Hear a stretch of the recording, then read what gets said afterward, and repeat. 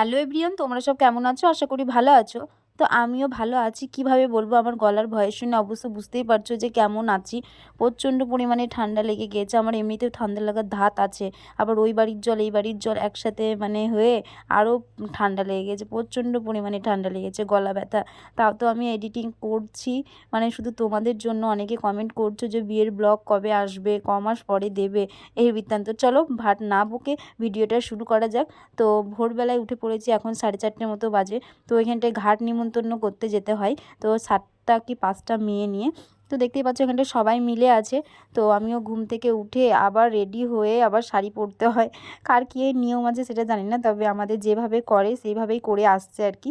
তো এখানটায় দেখো এই ঘরটা নিয়ে যাবে হচ্ছে ঘাট নিমন্ত্রণ করতে, এটা ভোরবেলার দিকে। তো সেখানটাতেই ভোরবেলাতেই তোমার হচ্ছে যে ভোরবেলাতেই খায় আর কি, চিড়ে দই মিষ্টি। চলো তোমাদেরকে সবটাই শেয়ার করবো, তোমরা শুধু কন্টিনিউ দেখতে থাকো। আর অনেকে বলছে যে ভিডিও কবে আসবে। হ্যাঁ, জানি যে ভিডিও লেটে লেটে আসবে, কিন্তু কি বলবো, তোমাদেরকে সবটাই আমি শেয়ার করি, কি কি হচ্ছে না হচ্ছে সবটাই যেহেতু তোমাদেরকে তুলে ধরি, যেহেতু তোমরা আমার ফ্যামিলি মেম্বার। তোমার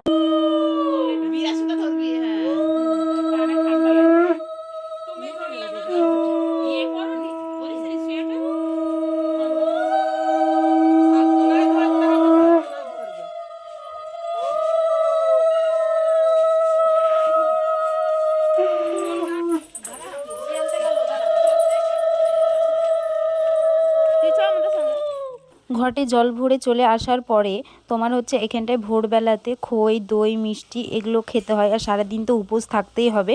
তো সত্যি কথা বলতে ভোরবেলায় না খাওয়া যায় না, সত্যি কেমনই একটা লাগে।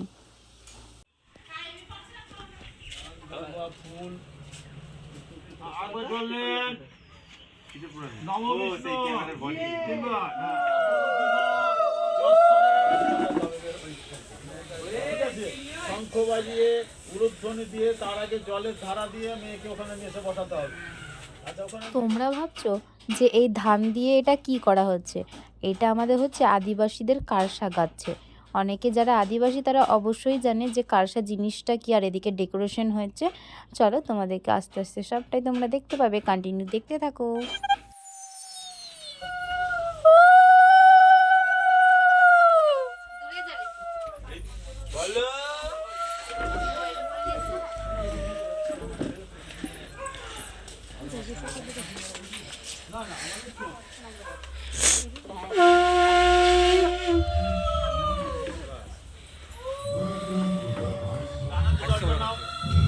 নমো বিষ্ণু বলে দুটো খেয়ে যাও, কোনো অসুবিধা নাই। মুখে মুখে হাত দাও, হ্যাঁ হাত দাও। এবার হাতটা দিয়ে পালে আমাদের অনেক রকমের কোশ্চেন থাকতে পারে যে তোমার বাবা কেন কন্যাদান করলো না।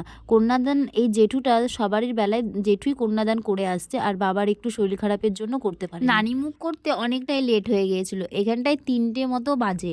দেখো ঘটে জল ভরে এসে আবার বাজনাতে নাচ করে ঘুরতে ঘুরতে সেই সময় 4টে 5টা বেজে যাবে। স্নান করাতে ঠান্ডা লেগে যাবে। তার জন্য সবাই বলল যে এক কাজ করো, গঙ্গা জল দিয়ে স্নান করিয়ে দাও, সেই জলটা থেকে যাবে। দিয়ে তারপরে দেন হবে কি, ওই অষ্টমঙ্গলা করতে আসার পরে সেই জলে আমাদেরকে আবার স্নান করানো হবে। তো সেই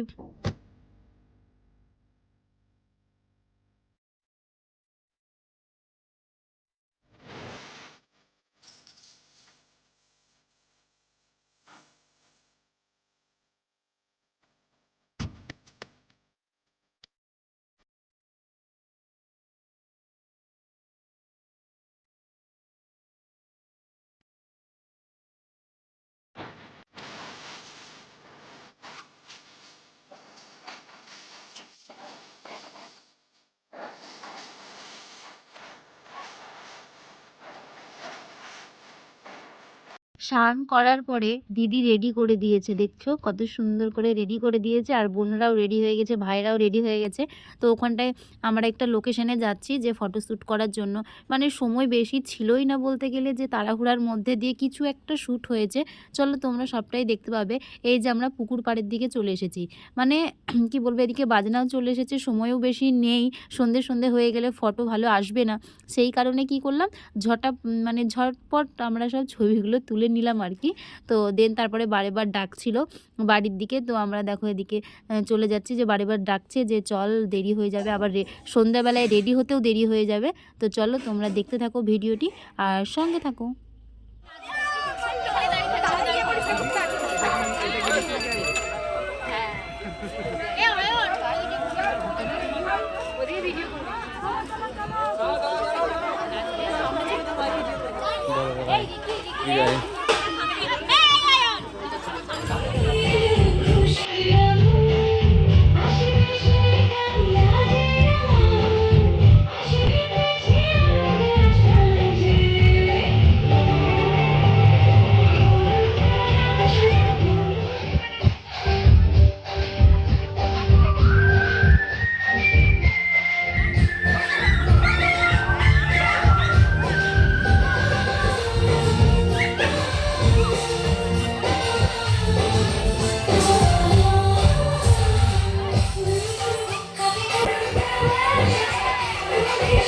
ঘেমে গেলাম রে।